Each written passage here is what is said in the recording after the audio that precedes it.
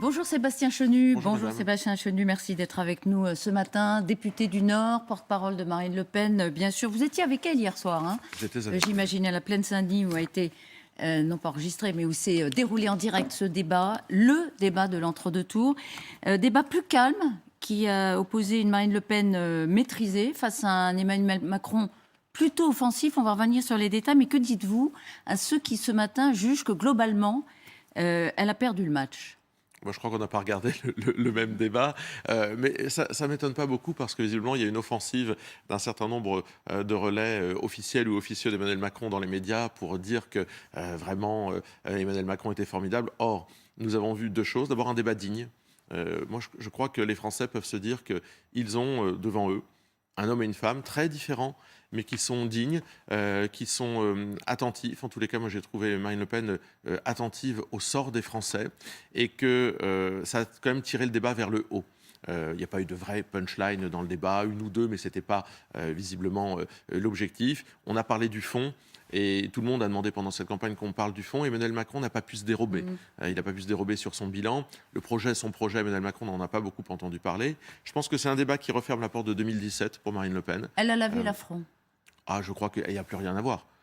Objectivement, il n'y a plus rien à voir avec la candidate de 2017. C'est une femme rassurante, c'est une femme concrète. On voit une Marine Le Pen, c'est peut-être aussi un côté féminin finalement, d'être beaucoup plus dans des mesures concrètes, du quotidien. On est d'accord ou pas d'accord, mais elle déroule un certain nombre de mesures, en particulier le pouvoir d'achat. Et puis on a vu un président de la République, alors excusez-moi, mais avachi, d'une posture désinvolte, extrêmement arrogante. Avachi, il y a une posture physiquement. Physiquement, dès le début, qui se tenait très mal. Et on sait que l'incarnation de la fonction présidentielle, l'image, c'est aussi cela. Or, Emmanuel Macron nous a donné le sentiment d'un personnage extrêmement désinvolte avec ce débat. Et tout le monde nous disait avant le débat, il ne faut surtout pas qu'il montre qu'il est arrogant. Et tout le monde nous dit en sortie de débat, il a été vraiment super arrogant, donc il a chassé le naturel. Oui, je pense qu'on les voit tels qu'ils sont en fait. On voit une Marine Le Pen concrète, assez humble, modeste, qui n'a pas tapé comme une brute, qui était dans son dispositif. Je vous interromps une seconde parce que vous savez ce que c'est, comme disait Jacques Chirac à la sortie de son débat avec Lionel Jospin à l'époque.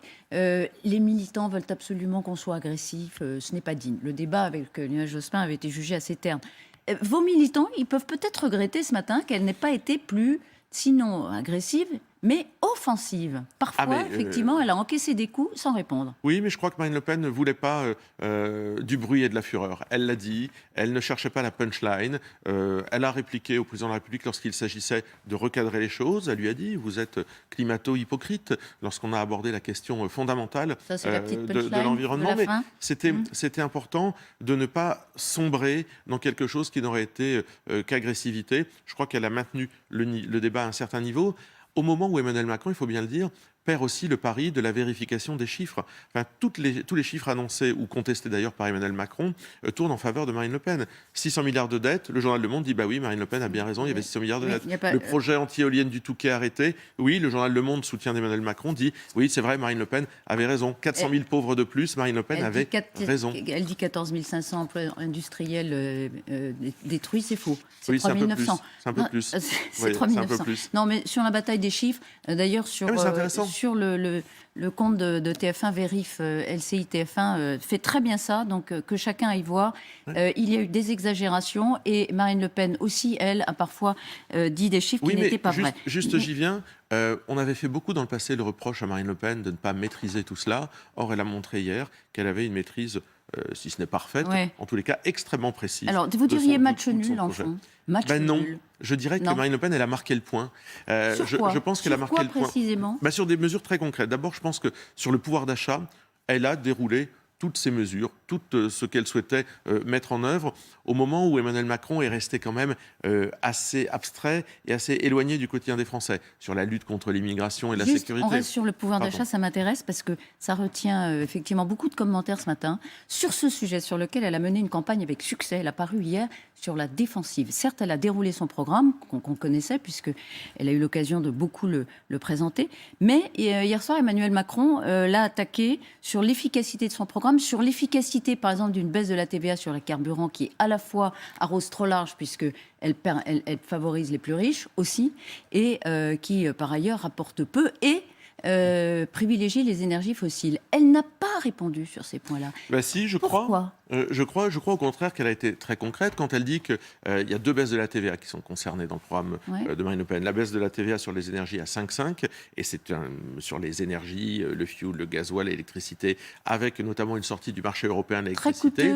Très coûteux, peu efficace et arrose très large. Ce ne sera jamais plus coûteux que les chèques, les 600 milliards de dettes et les chèques dispensés par Emmanuel Macron aux Français, qui ne sont pas des mesures pérennes. Marine Le Pen, elle a dit qu'elle voulait des mesures pérennes, que dans le temps, ça s'installe. Et puis, la TVA à 0%, tant que l'inflation serait supérieure d'1 point au coût de la vie, eh bien, Marine Le Pen a expliqué que cette mesure, non seulement 4,5 milliards pouvait apporter une bouffée d'oxygène très concrète aux Français, qu'elle était faisable très rapidement, et je crois qu'elle a démontré surtout que c'était cohérent et que c'était concret. Alors, Emmanuel Macron est parti il l'a dans aussi des démonstrations. accusé, et là vous êtes bien placé pour le savoir, il lui a rappelé qu'elle n'avait pas voté le bouclier tarifaire à l'Assemblée nationale.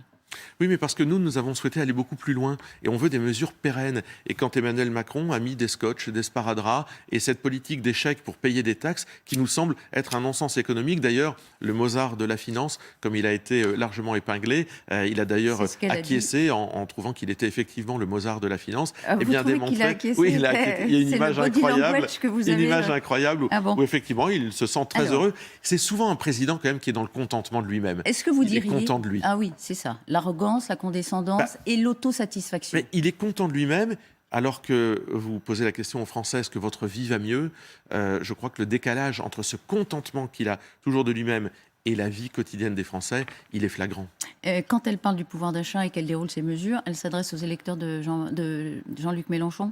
À tous, parce que je pense que les classes moyennes sont aussi concernées, parce que je pense qu'il y a bien sûr la France populaire qui n'en peut plus des 5 ans d'Emmanuel Macron, mais il y a aussi toutes ces classes moyennes qui ont le sentiment d'être tirées vers le fond avec les politiques d'Emmanuel Macron. Elle a rappelé, alors sans ambiguïté, l'interdiction du port du voile. Ça m'intéresse de vous recevoir parce que dimanche soir, sur LCI, je crois que vous étiez avec Darius Rochemin, vous aviez semblé laisser entendre en tout cas que... ça se ferait, mais dans le fond, disiez-vous, ce sera la fin du processus. Je pense que quand on aura interdit le salafisme, fermé des mosquées radicales, interdit le financement, interdit le voile à l'université, de toute façon, ce voile, sur la voie publique, il tombera. Oui. Comme s'il devait tomber de lui-même. C'est pas exactement ce qu'elle a dit hier. Elle va l'interdire. Pas de lui-même, vous avez raison. Pas de lui-même. Elle va l'interdire. Oui, vous avez raison de rappeler d'ailleurs l'ensemble des dispositions. Parce qu'il ne faut pas se tromper d'objectif. En fait, il ne faut pas se noyer dans des postures en se trompant d'objectif. L'objectif, c'est combattre l'islamisme dans notre pays. Et on a besoin de nos compatriotes musulmans pour ça. Et à la fin, une des dernières étapes, qui est le voile, puisqu'on va d'abord fermer les mosquées radicalisées, interdire les financements, vous avez dit. La loi arrive à la fin, cette loi-là... Oui, la loi va permettre de terminer le processus qui est celui d'un voile islamique qui disparaîtra de notre société partout, pour protéger les femmes et pour les libérer. Il y a une question à laquelle j'aimerais vous répondiez, parce que Marine Le Pen n'a pas répondu hier quand Emmanuel Macron lui a dit « Si vous interdisez le voile, que doit faire Latifa Ibn Ziaten, la mère d'une victime de Mohamed Merah Est-ce qu'elle devra aussi l'enlever ?» Et là, on n'a pas eu la réponse. Non, mais ça, c'est un procès qui est fait par le petit bout de la lorgnette, qui sous-entendrait que cette dame serait notre objectif. Notre objectif, ce n'est pas de brimer... Le Parlement va organiser les choses de la façon suivante. On définit ce qu'est l'islamisme. On définit ce que sont les symboles de l'islamisme. Et je ne crois pas que Latifa porte en elle les symboles de l'islamisme. Vous savez, c'est ça. Le Parlement a déjà fait ce travail. Le Parlement a déjà défini dans notre pays des idéologies qui sont interdites et les signes de ces idéologies. Ça existe déjà dans la loi. Eh bien, il fera exactement la même chose sur l'islamisme. Donc, vous pensez qu'il y a une loi sur l'islamisme, qui est une idéologie ? Vous savez, c'est le référendum visant à interdire le salafisme dans notre pays. Oui, l'islamisme, c'est une idéologie. Le voile, sans cibler tous les signes, le voile islamique. Sans devoir absolument cibler, au nom du respect de l'égalité et de la Constitution, tous les signes religieux.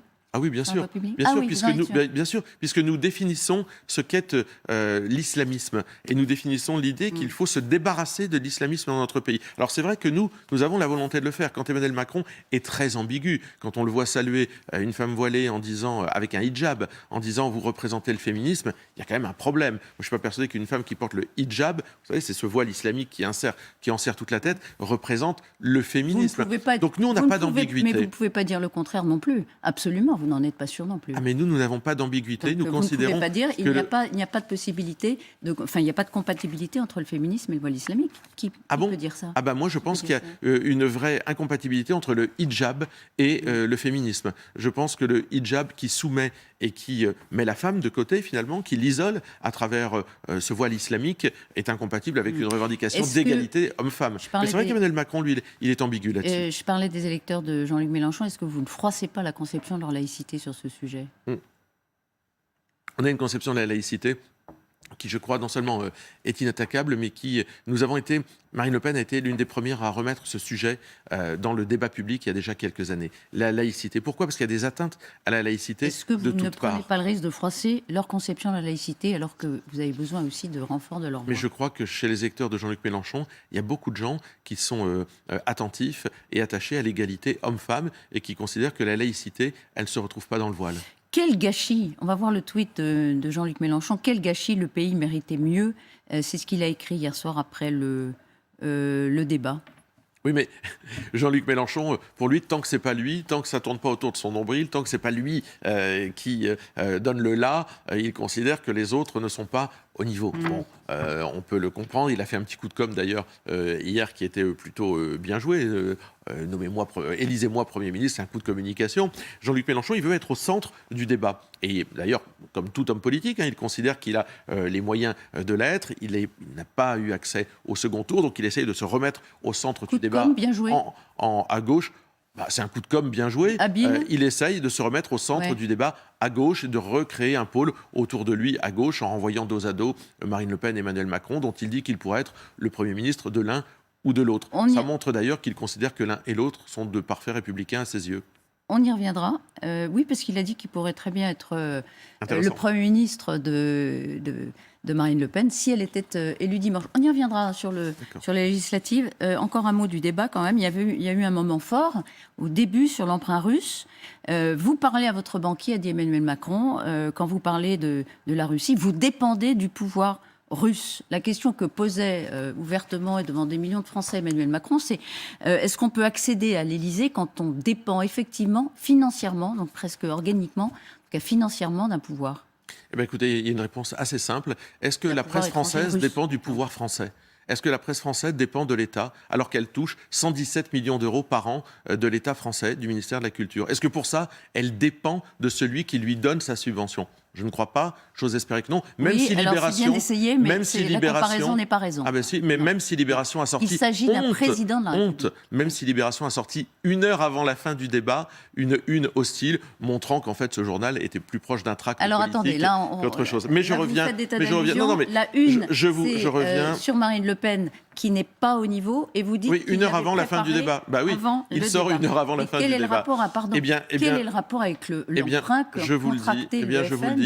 Lorsque vous contractez un emprunt, vous ne devez le rembourser et vous n'avez de devoir qu'à celui qui vous le prête. Or, ce n'est pas l'État russe qui prête, c'est une banque privée. Le vrai scandale... Lié au pouvoir russe. Non, c'est pas ce du tout. Emmanuel Macron. Ah oui, lié au Kremlin. Mais ça, c'est Emmanuel Macron qui dit ça. Chacun ira vérifier. Bien sûr, mais Emmanuel Macron, encore une fake news. La réalité, c'est que lorsque vous devez rembourser un emprunt, vous devez le rembourser à celui qui vous le prête, c'est-à-dire à un organisme privé. Mais le vrai scandale...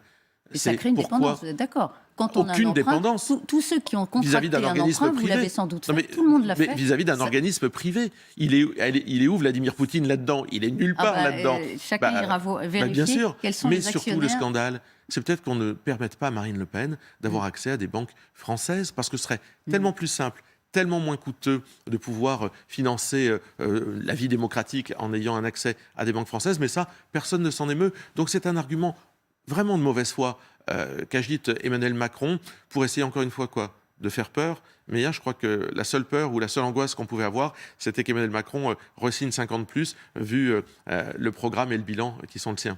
Le président ukrainien Zelensky, là vous allez encore accuser peut-être la presse, mais quelques heures avant le débat, s'est adressé à Marine Le Pen hier sur BFM, l'encourageant à reconnaître qu'elle s'est trompée sur la Crimée. On rappelle qu'elle ne peut pas y aller. Elle a reconnu la Crimée comme étant un territoire russe, évidemment, alors qu'il a été annexé par Poutine.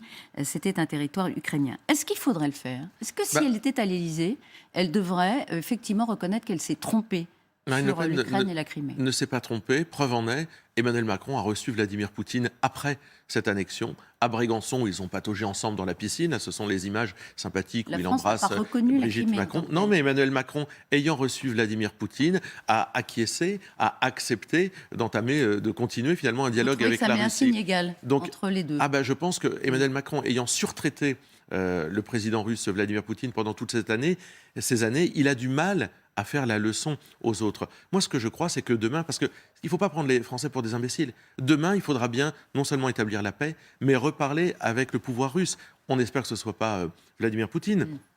Mais ce n'est pas nous qui allons décider de qui est à la tête de la Russie. Et ce ne sera probablement pas un gentil démocrate, ni un gentil républicain.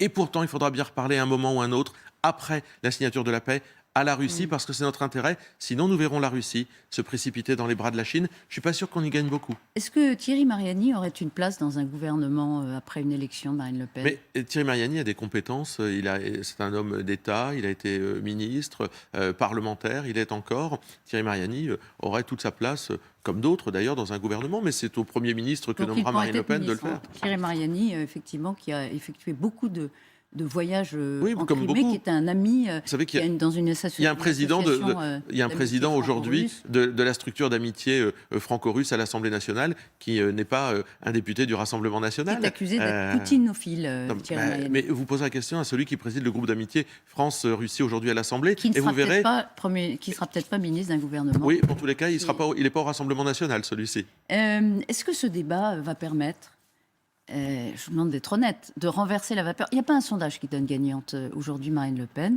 L'écart est de 6 à 12 points pour l'instant entre les deux. Elle peut renverser la vapeur, gagner 5-6 points d'ici dimanche. Vous savez, avant le premier tour, Jean-Luc Mélenchon était mesuré la veille, à 18%, il a fait 22. Valérie Pécresse était mesurée à 8,5, elle a fait 4,5. Ce qui veut dire qu'en 24 heures, 4 points ont bougé pour 2 candidats dans différents sens. Donc je crois qu'aujourd'hui, ce qu'on voit, c'est que Marine Le Pen, elle a démontré sa cohérence, sa solidité, sa capacité à présider le pays, et que ça devrait motiver beaucoup d'électeurs à changer en fin de président. Une question plus personnelle. Vous étiez avec elle hier soir quand elle a quitté le débat. Dans quel état d'esprit était-elle? Sereine, déterminée. Je crois qu'elle était contente d'avoir démontré que son projet était crédible, et surtout, elle s'est dit... Quand le peuple vote, le peuple gagne. Si dimanche les Français votent, elle gagnera, elle sera présidente. Elle était soulagée, notamment parce qu'elle a effacé 2017. Elle n'a pas utilisé ce terme. Je crois que ce n'est pas le terme du soulagement qu'elle a utilisé. Elle a pu démontrer son projet. Elle a pu démontrer, sans les outrances qu'on a subies toute la semaine, les attaques, que son projet était solide. Et surtout que sa méthode était si différente de celle d'Emmanuel Macron, une méthode faite de bienveillance et non pas d'arrogance.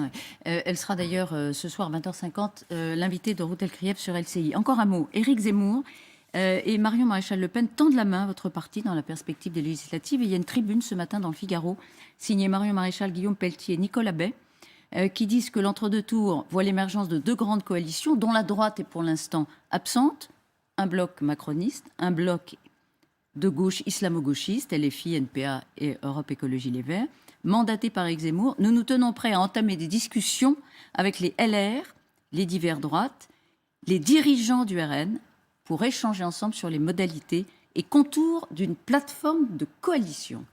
Oui, mais c'est toujours l'union des droites que poursuit Éric Zemmour. Il a d'ailleurs parfaitement le droit, mais moi je crois qu'il faut être beaucoup plus ambitieux. Nous, ce qu'on veut faire, c'est l'union des patriotes. Moi, je ne crois plus à la droite et la gauche. Et d'ailleurs, hier, Marine Le Pen et Emmanuel Macron, choisis par les Français respectivement pour être les candidats du second tour, ont enterré le clivage droite et gauche, car il y a autour d'eux des gens qui viennent de la droite, des gens qui viennent de la gauche. Je pense qu'il faut être beaucoup plus ambitieux. Beaucoup plus ambitieux, mais là, sur les législatives, est-ce que vous pourriez faire des accords avec Reconquête, le parti. Écoutez, chaque Éric chose en son Zemmour. temps.